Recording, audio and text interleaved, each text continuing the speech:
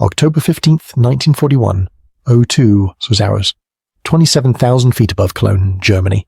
The air was frigid, the silence of the night broken only by the hum of his own engines. Major Ulrich Vogel, a highly decorated Nachtjagd, night fighter pilot in the Luftwaffe, was on patrol. Below him, the industrial heart of the Rhineland was being targeted by a wave of Allied bombers. Vogel was piloting the mighty Messerschmitt Bf 110, an apex predator of the night skies, equipped with the latest, most sophisticated radar technology Germany possessed. Vogel's job was critical: intercept the incoming British bombers, usually the slow, heavy Lancasters or Halifaxes, before they reached their targets. He was confident. His radar system, the Liechtenstein, was the finest in the world, giving him an invisible electronic hand to guide him through the darkness. Suddenly, the radar screen in Vogel's cockpit registered a faint, flickering return.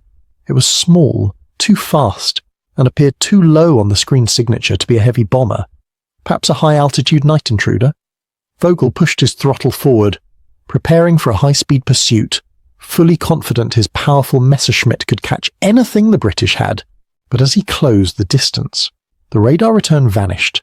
It hadn't exploded, nor had it been hit by flak. It was simply gone. Moments later, a blinding flash of cannon fire erupted from directly above and behind his position, tearing into the fuselage of his Bf 110. Vogel screamed, fighting the dying controls of his plane as he plunged toward the darkness below. He had been ambushed, outrun, and shot down by a ghost he couldn't see. The aircraft that had destroyed Major Vogel's pride in his plane was not made of the precious aluminum coveted by every air force. It was constructed almost entirely of wood, glue, and canvas. It was the de Havilland Mosquito, the plane the Germans would soon fear and scornfully call the Wooden Wonder. The Mosquito was born from heresy and necessity. In the early days of WWII, Britain was facing a critical shortage of aluminum, the metal essential for aircraft construction. The official view of the Air Ministry was that all bombers had to be heavy, heavily armed, and built from metal.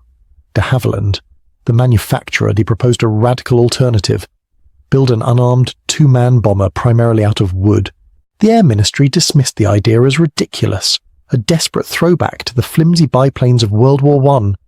Wood, they argued, was old-fashioned, fragile, and inherently inferior to metal in combat. But the Mosquito's chief designer, Geoffrey de Havilland, argued that the strength-to-weight ratio of a stressed-skin plywood monocoque was superior to early aluminum construction.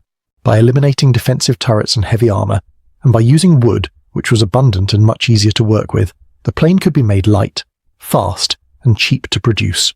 The key to this engineering marvel lay in the technique known as monocoque construction. The fuselage was built in two halves, molded from a sandwich of thin birch plywood skins glued around a core of lightweight balsa wood.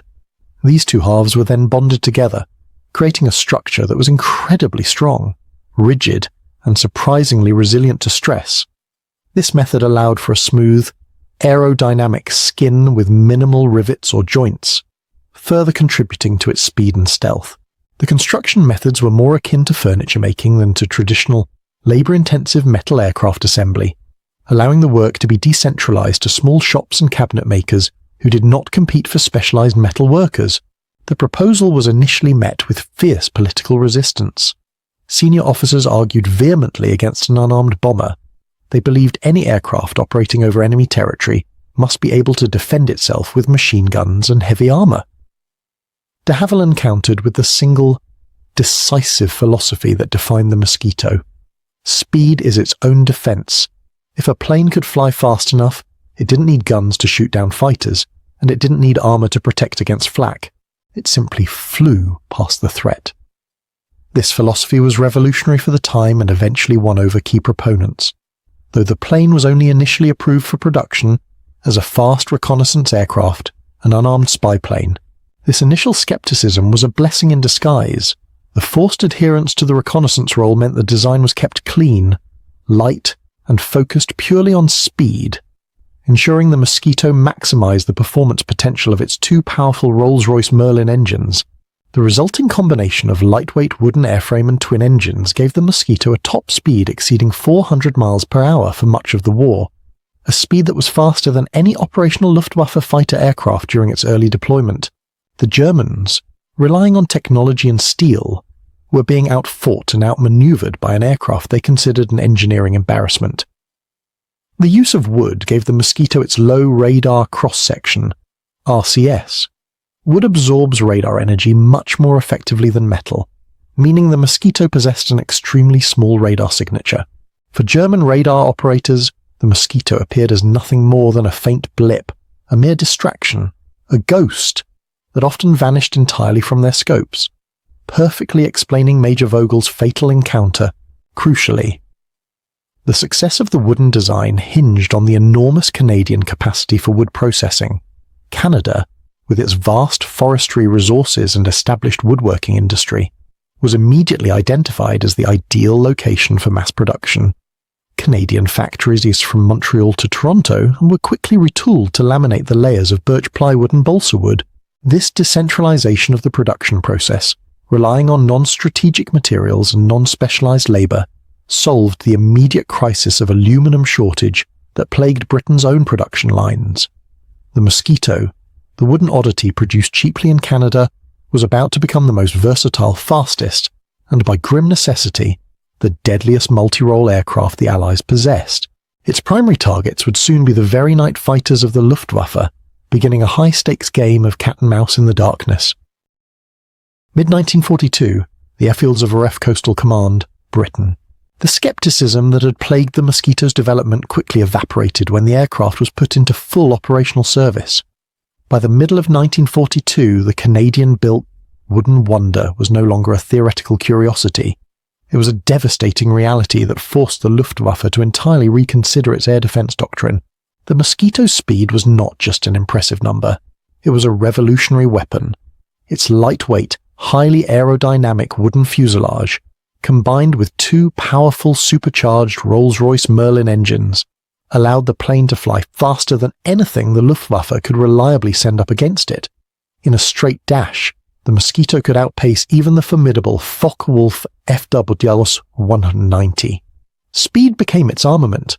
Initially deployed as a high-altitude photo reconnaissance aircraft, the Mosquito proved immediately indispensable. It flew over targets deep within Germany and occupied Europe, capturing crucial intelligence photos. The rule was simple. If an enemy fighter scrambled to intercept, the Mosquito pilot simply pushed the throttle to the firewall and flew away. The aircraft became famous for successfully completing missions without a single defensive weapon, relying entirely on its evasion capability. The German response to these unarmed, fast intruders was one of deep frustration. Luftwaffe pilots, trained to respect the power and armor of four-engine bombers, found themselves chasing an enemy that registered weakly on their radar and vanished as soon as they approached top speed. The Mosquito was dubbed the Scourge of the Skies, and its existence was a painful logistical reality. Every sortie meant the diversion of scarce German fighter fuel and pilot hours, often for no result. The true versatility of the design led to rapid modifications, transforming the Mosquito into the definitive multi-role aircraft of the war. Fast bomber, the WWII-4, stripped of all non-essential equipment, the bomber version could carry a respectable bomb load of up to 2,000 lb, 907 kN, and deliver it with speed and precision, often attacking high-value pinpoint targets that were too dangerous for the larger, slower bomber streams. The Mosquito frequently performed daylight raids that German air defences could do nothing about, often dropping bombs and escaping before the flak batteries could acquire a lock. Maritime Strike, the FB, MK6, modified with solid nose armament, 4 20mm cannons and 4.303 machine guns, the Mosquito became a deadly anti-shipping and ground attack aircraft, performing low-level Dienstjäger, train-busting missions across Europe. Its speed allowed it to appear suddenly, inflict maximum damage, and disappear before ground defences could react effectively. However, the Mosquito's most critical and terrifying role to the Luftwaffe was its conversion into the deadliest night fighter.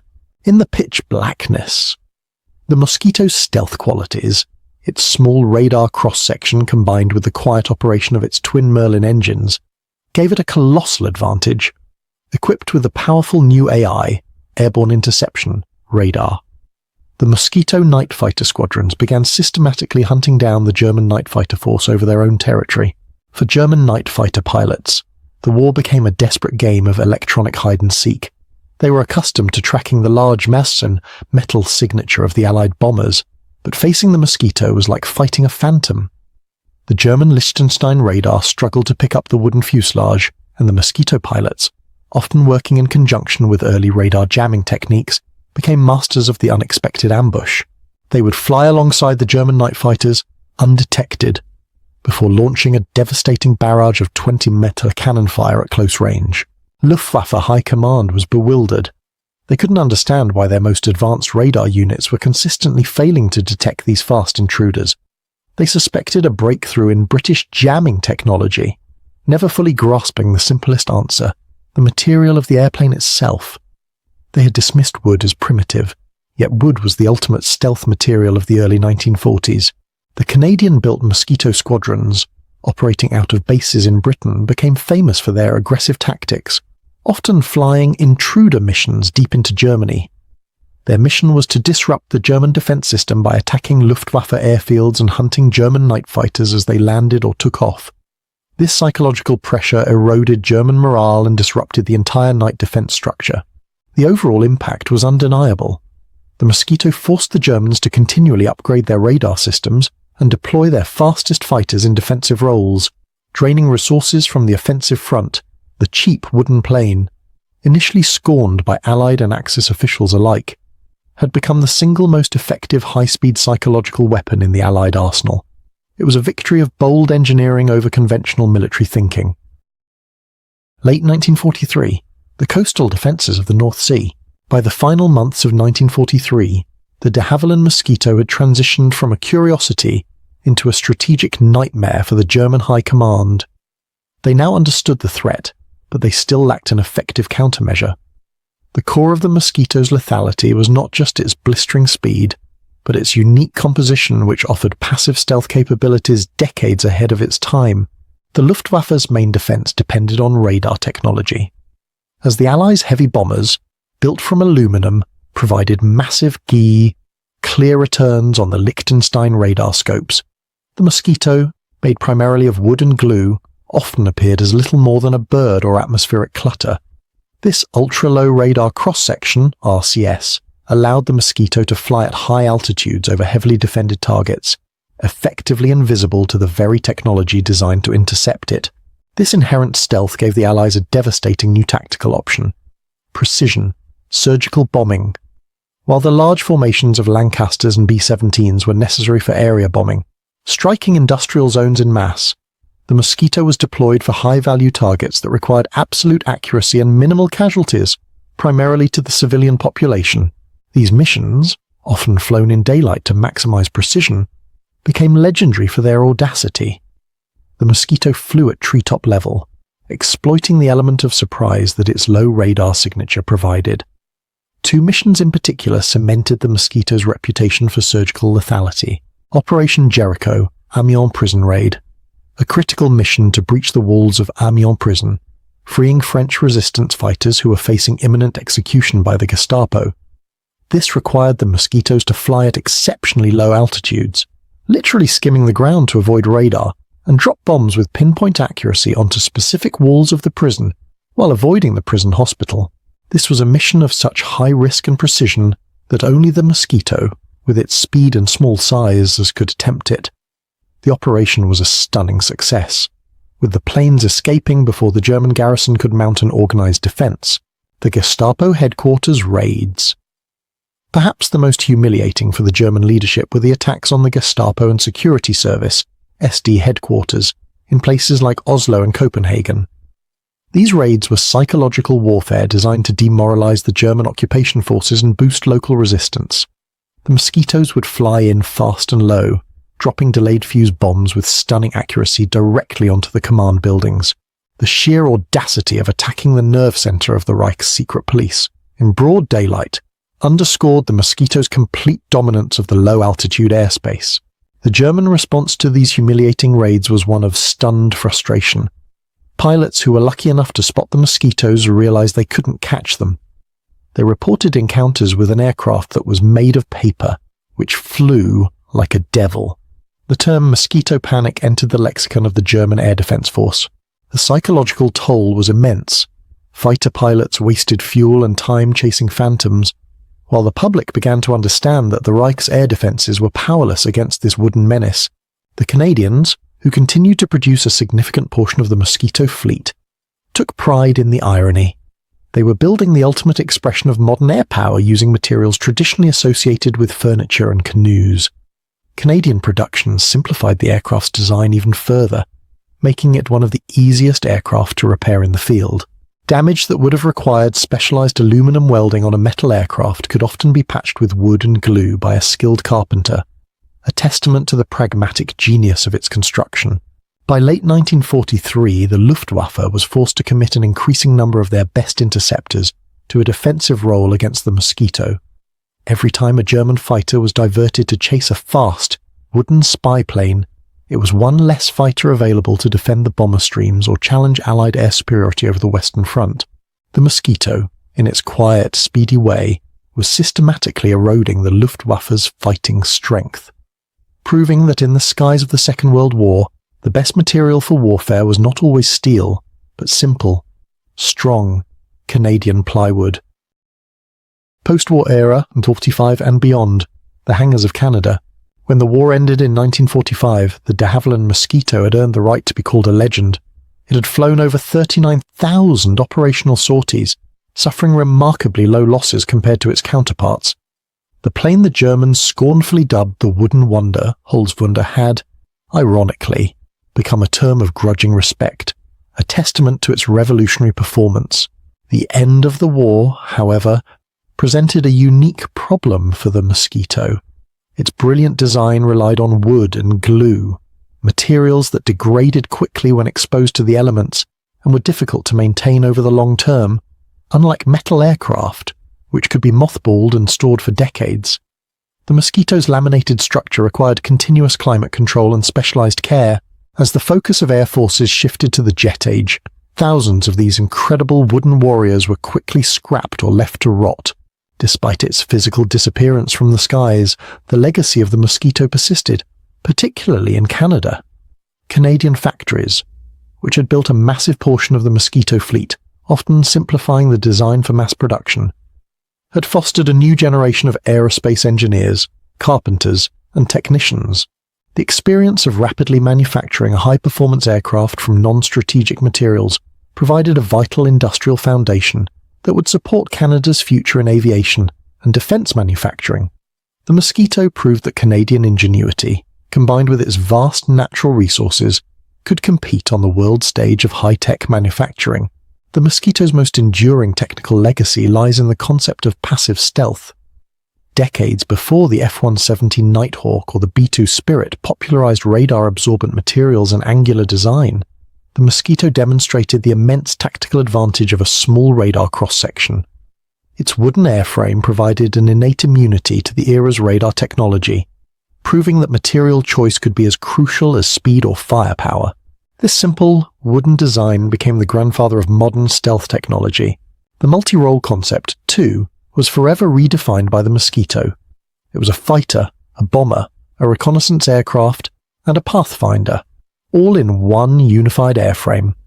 This versatility set a new paradigm for military planners, establishing the importance of a single, adaptable platform capable of performing a wide range of missions, maximizing efficiency and minimizing logistical strain. For the pilots who flew the Mosquito, the memories were of sheer exhilaration. They often recounted the sheer confidence of knowing they were flying the fastest operational aircraft in the sky, to be chased by a German night fighter and simply pull ahead. Watching the enemy fade away was a profound, life-affirming experience. The Mosquito was a pilot's dream, light, responsive, and seemingly invincible. The final recognition for the Wooden Wonder came through history and memory. Aviation enthusiasts and restorers, facing the unique challenges of preserving a wooden warplane, began painstakingly rebuilding the few remaining airframes. These restorations, using the original Canadian techniques of birch and balsa lamination, serve as powerful, tangible reminders of the genius that defied conventional wisdom. They are physical testaments to the triumph of the designer who believed that simplicity and speed were superior to heavy armor. The the Mosquito remains a powerful symbol of Allied ingenuity and the surprising results that can emerge when necessity forces radical thinking. It is a story that emphasizes that the greatest breakthroughs are often found outside the traditional, established boundaries.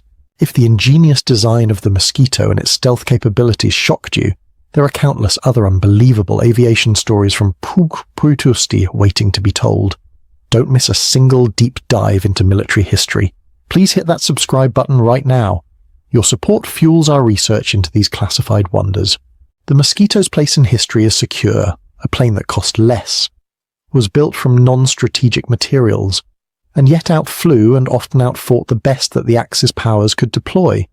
It was a victory of engineering brilliance over bureaucratic inertia, and a shining example of Canada's quiet, yet profound, contribution to winning the air war.